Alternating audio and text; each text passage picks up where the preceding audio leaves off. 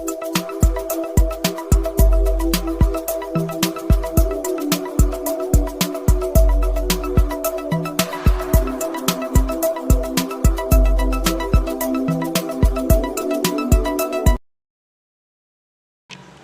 Friends, मैं engineer Rahul Pratap Singh. आज आप लोगों को इलेक्ट्रोस्टैटिक्स का क्लास 12 का पहला यूनिट जो है हम लोग स्टार्ट करने वाले हैं, उस पर कुछ चर्चा करेंगे।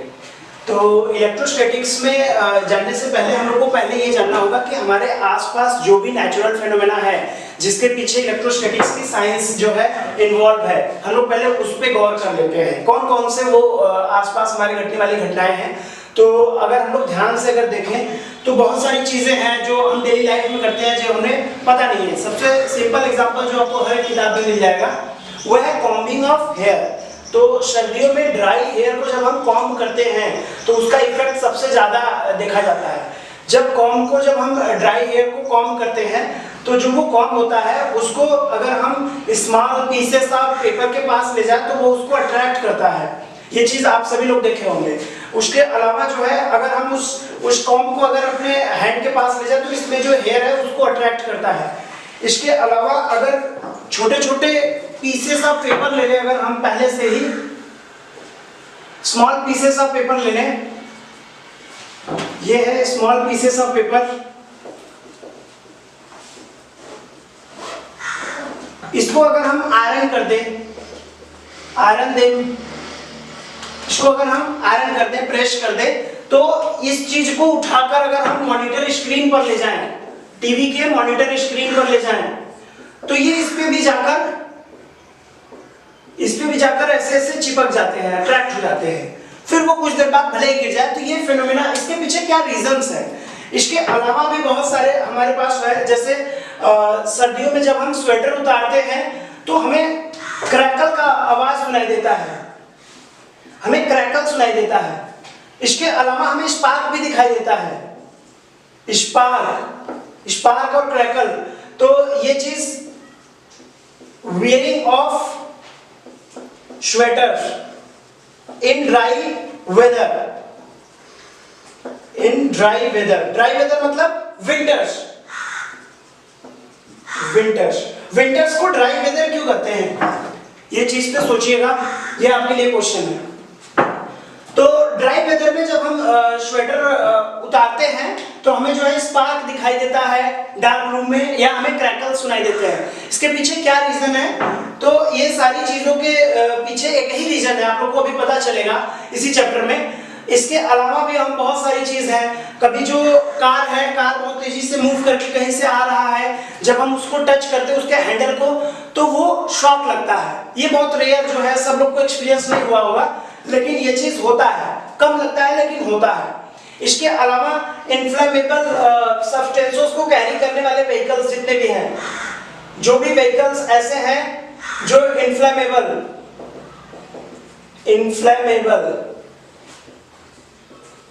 सब्सटेंसेस को कैरी करने वाले, जैसे गैसोलीन, पेट्रोल, ये सब चीजों को कैरी करने वाले जो भी व्हीकल्स होते हैं, उसमें एक चीज होता है, कंडक्टिंग चीज होता है, कंडक्टिंग वायर कह लीजिए आप इसे,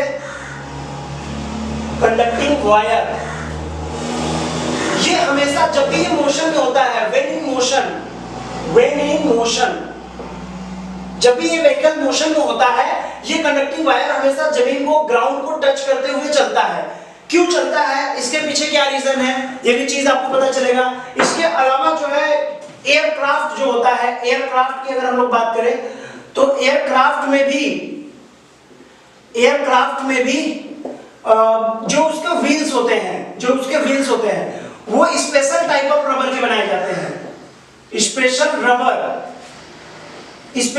रबर जो होते हैं वो बाकी टायरों से अलग होते हैं। क्यों अलग होते हैं? क्योंकि इसके जो ये थोड़ा स्मॉल लिटिल कंडक्टिंग होते हैं, ये लिटिल कंडक्टिंग बनाए जाते हैं। अगर ये व्हील्स अगर लिटिल कंडक्टिंग ना बनाए जाए तो जब भी पैसेंजर उतरेंगे तो उसके हैंडल को छूते ही उन्हें एक बहुत तगड़ा झटका लगेगा, एक शॉक लगेगा, इलेक्ट्रिक शॉक लगेगा। तो इस सब चीजों से बचने के लिए यहाँ पर ये चीज है। ये वैसी चीजें हैं जो हम डेली लाइफ में देखते हैं। और भी बहुत सारे फिनोमेना है, जैसे thunder lighting, thunder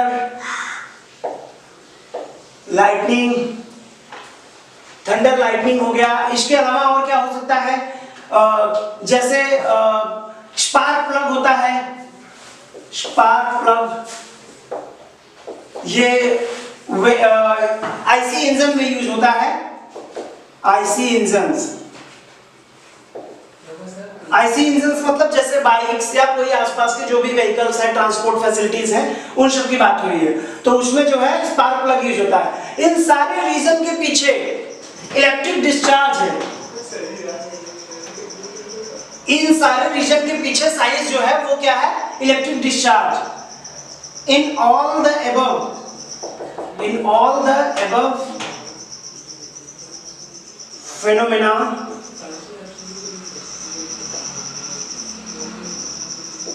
there is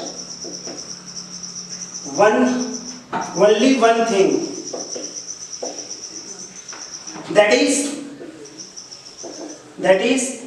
electric discharge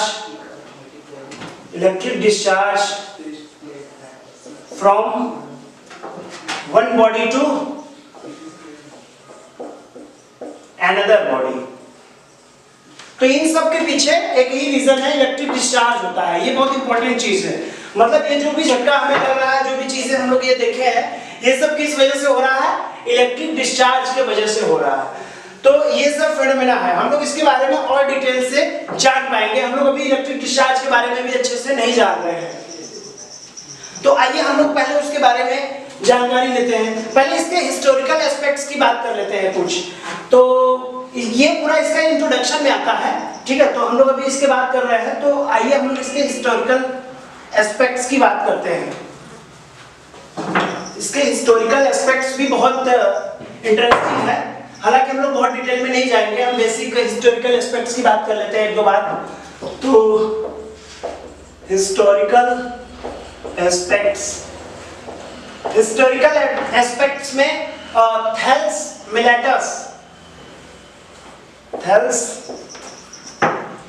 Miletus नाम के एक फिजिसिस्ट थे, ग्रीक फिजिसिस्ट थे, जिन्होंने अराउंड 600 बीसी में एक टर्म कॉइन किया था, एक वर्ड, अंबर। व्हाट इज अंबर? अंबर जो है उस समय में एज ए ज्वेलरी यूज किया जाता था। ये एक स्टोन टाइप का चीज होता था, हार्ड मटेरियल,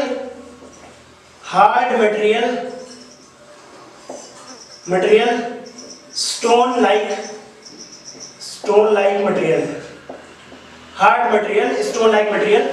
ये चीज क्या है, एज ए ज्वेलरी यूज किया जाता था उस समय, एज अ ज्वेलरी यूज किया जाता था उस समय। तो अंबर में क्या देखा गया, अंबर को जो है जब रब किया जाता था, उसको फ्रिक्शन किया जाता था, तो उससे क्या होता था, उसको रब करने पर ये चीज small pieces of dry leaves को अट्रैक्ट करता था। जैसे मान लीजिए ये अंबर है, दिस इज अंबर, तो इसको ऑन रबिंग दिस, इसको रब करने पर ये small pieces of dry leaves को अट्रैक्ट करता था। ड्राई लीव्स इसलिए बोल रहे हैं क्योंकि उस समय मतलब 600 बीसी का मतलब आज से 2600 इयर्स पहले की बात हो रही है। तो आज से इतने साल लगभग पहले तो पेपर नहीं हुआ करता था, इसलिए ड्राई लीव्स की बात हो रही है। तो अंबर जब इसके पास ले जाते थे, ये इसको अट्रैक्ट करता था। अंबर अट्रैक्ट्स ड्राई लीव्स, तो ये इसको अट्रैक्ट करता था। अब क्यों अट्रैक्ट करता था ये चीज लोगों को नहीं पता था, लेकिन लोगों को एक जादू लगा, लोगों को काफी इंटरेस्टिंग लगा कि नहीं ये कितना अम्यूजमेंट दे रहा है, तो लोग इससे काफी जो है फन करते थे। इसके अलावा भी बहुत सारी चीजें हैं, जैसे कि पार्टीज में लोग जो है बोर हो जाते थे, तो क्या करते थे कि अंबर जो ज्वेलरी है उसको रब करके फ्रॉग को टच कराते थे। ऑन टचिंग फ्रॉग को टच कराते थे तो वो जंप करता था। फ्रॉग्स जंप, जंप्स डेस्परेटली,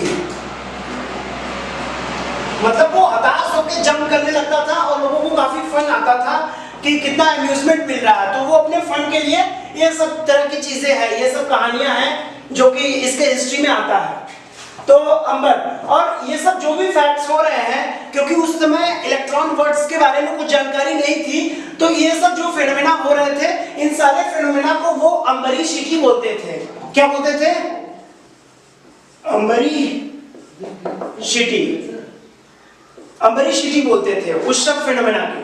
लेकिन क्या हुआ कि कुछ दिनों बाद जो है ग्रीक डिक्शनरी में ये देखा गया कि अंबर वर्ड का जो मीनिंग है वो चीज इलेक्ट्रॉन लिखा हुआ था, यानी कि ग्रीक वर्ड ऑफ अंबर क्या है? इलेक्ट्रॉन। तो Greek word of electron, Greek word of amber, Greek word of amber is electron, electron, Greek word of amber is electron. ये इलेक्ट्रॉन बाद में ये सी हो गया है, क्योंकि बाकी और भी लैंग्वेजेस है, इंग्लिश लैंग्वेजेस है जो कि जैसे अमेरिकन और ब्रिटेन, तो वहां पे सी आ गया, तो इसके हिसाब से ये चीज, तो अब हम लोग इलेक्ट्रॉन पढ़ते हैं उसमें सी आता है, ठीक है। तो ग्रीक वर्ड इसका अंबर का क्या है? इलेक्ट्रॉन। तो इसके हिसाब से ये चीजें इलेक्ट्रॉन आ गया। तो अब इस जो अंबरीशिटी बोलते थे, इसके बाद इसको इलेक्ट्रिसिटी बोलना शुरू कर दिए, इलेक्ट्रिसिटी बोलना शुरू कर दिए उसके बाद। तो ये सब जो है हिस्टोरिकल एस्पेक्ट्स हैं इसके। इसके अलावा जब हम बात करें तो अंबर के बाद बहुत सारी ऐसी भी चीजें आ गई जो कि क्या नाम है, इस तरह के बिहेवियर शो करते थे। जैसे ग्लास रॉड, ग्लास रॉड को जब सिल्क से रब किया जाता था तो ये इफेक्ट देखा गया। लेकिन जरूरी है कि केवल सिल्क से, और भी चीजों से किया जाए तो भी होगा, लेकिन सिल्क से ज्यादा इफेक्टिव देखा गया। तो इसके आगे हम लोग पढ़ते हैं, ग्लास रॉड को जब सिल्क से, इस हिसाब से और भी चीजें आई, जैसे प्लास्टिक रॉड को कैट फर से, या तो हार्ड रबर को कैट फर से जो है रब करने पर जो अंबरीशिटी का इफेक्ट देखा गया। ठीक है, तो मान लेते हैं कि ये ग्लास रॉड है, ठीक, एक क्या है? ग्लास रॉड है, एक ग्लास रॉड है। दूसरा क्या है? हार्ड रबर रॉड है, ठीक है। या आप हार्ड रबर रॉड के अलावा आप और क्या चीज ले सकते हैं? इसके अलावा आप ले सकते हैं प्लास्टिक रॉड भी ले सकते हैं, ठीक है। तो ग्लास रॉड ले सकते हैं, प्लास्टिक रॉड ले सकते हैं, ठीक है। when glass rod is when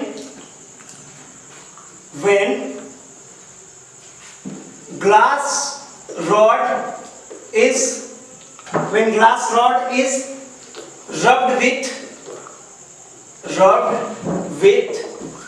when glass rod is rubbed with silk cloth, ठीक है, it also behaves as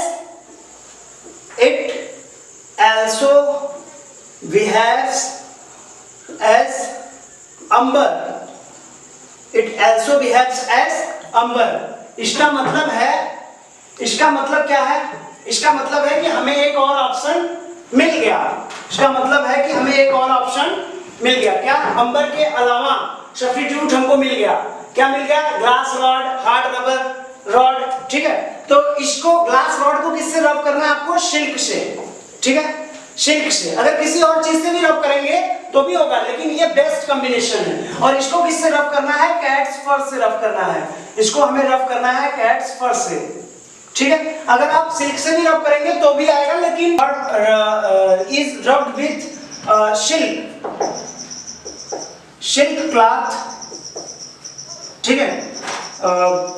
तो ये भी अंबर की तरह बिहेव करने लगा। It also behaves as amber. इसका मतलब इसमें भी चार्ज का अकुमुलेशन या चार्ज का वाइप आउट हो गया इसके सरफेस से। तो इसके साथ कॉम्बिनेशन यानी कि इसके साथ सिल्क इसके साथ ज्यादा इफेक्टिव होगा कैट्स फर ज्यादा इफेक्टिव होगा। अगर आप सिल्क से रब करें तो भी होगा, इसके साथ सिल्क, इसके साथ मतलब प्लास्टिक रॉड को सिल्क से रब करने पर क्या हो रहा है, इस तरह का चार्ज आ रहा है। ये क्या है, प्लास्टिक रॉड, और ये क्या है, सिल्क। ये क्या है, सिल्क। इससे अगर हम रब करें, ऑन रबिंग, ये चीज कैसा हो जा रहा है, इस चीज पे माइनस चार्ज आ रहा है।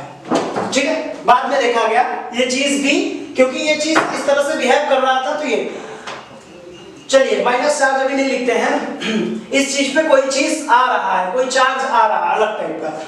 इस चीज, ये जो ग्लास रॉड बन रहा है, इस पे भी ये चीज हो रहा है। ग्लास रॉड में भी,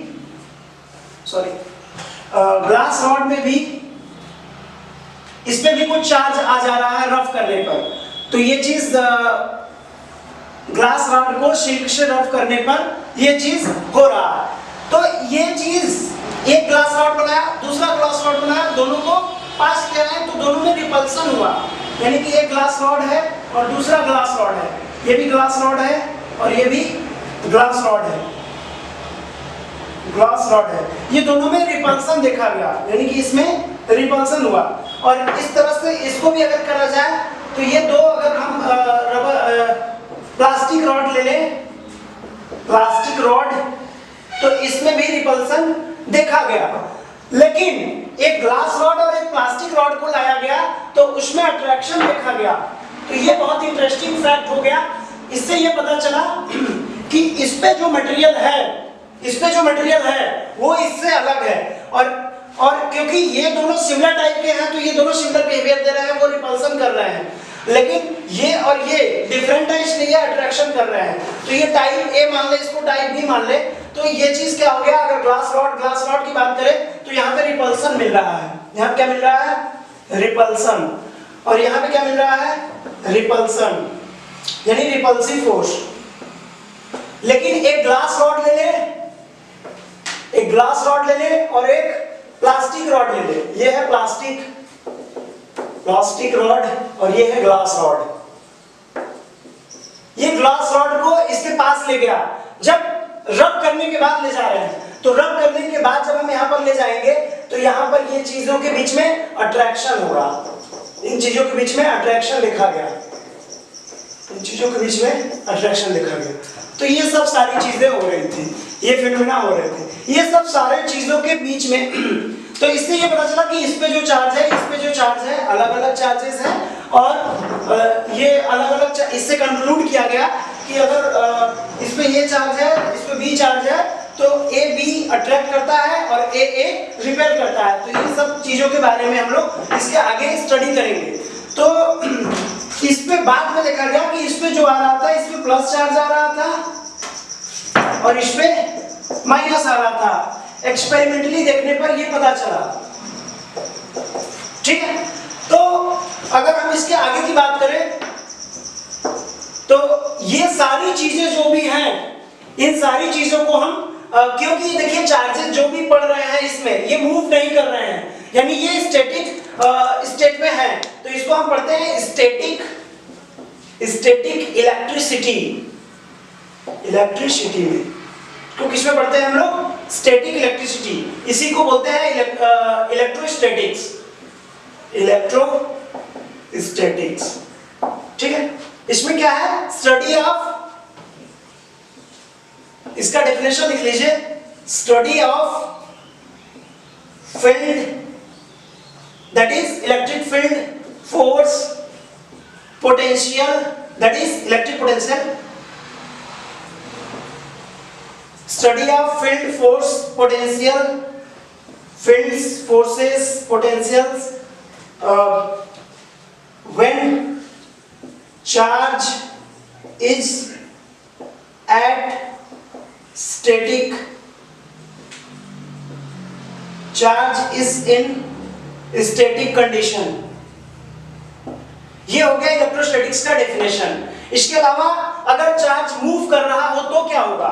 तो चार्ज अगर मूव कर रहा हो, चार्ज अगर मूव कर रहा हो विथ कांस्टेंट वेलोसिटी, तो उसको हम करंट इलेक्ट्रिसिटी में पढ़ते हैं। तो उसको हम करंट इलेक्ट्रिसिटी में पढ़ते हैं। When charge in motion, study of charge in motion लिख सकते हैं आप, study of charge in motion, that is motion in constant with constant velocity, study of charge in motion with constant velocity। अगर accelerated motion होगा तो उसको हम कहां पढ़ेंगे? इलेक्ट्रोमैग्नेटिज्म में पढ़ेंगे। इसमें जो है मैग्नेटिक बिहेवियर भी दिखेगा आपको, क्योंकि करंट आ रहा है तो करंट में मैग्नेटिक बिहेवियर। तो इलेक्ट्रोमैग्नेटिज्म में study of charge in acceleration. Charge जब एक्सेलरेटेड मोशन कर रहा है तब जो स्टडी करते हैं, इसमें देखिए इस जो करंट इलेक्ट्रिसिटी है, यानी चार्ज जब मोशन कर रहा है, इसमें तो इलेक्ट्रोस्टैटिक में केवल फील्ड होता है, ठीक है, फील्ड और फोर्सेस ये सब चीजें हैं। इसमें क्या होता है? इसमें इलेक्ट्रिक फील्ड होता है,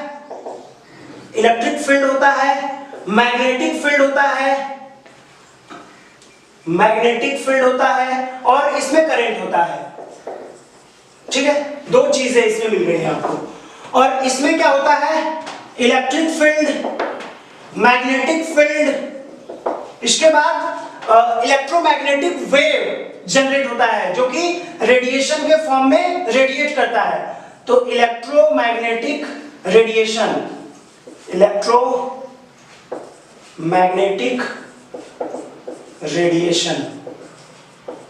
मतलब ये तीन चीजें इसमें मिलती हैं। इसमें इस वाले में केवल एक चीज इलेक्ट्रिक फील्ड मिलता है, इस वाले में केवल इलेक्ट्रिक फील्ड मिलता है, और इस वाले में क्या मिल रहा है? Electric field plus magnetic field. इस वाले में क्या मिल रहा है? इलेक्ट्रिक फील्ड, मैग्नेटिक फील्ड और इलेक्ट्रोमैग्नेटिक रेडिएशन, जो कि एनर्जी के फॉर्म में रेडिएट होता है।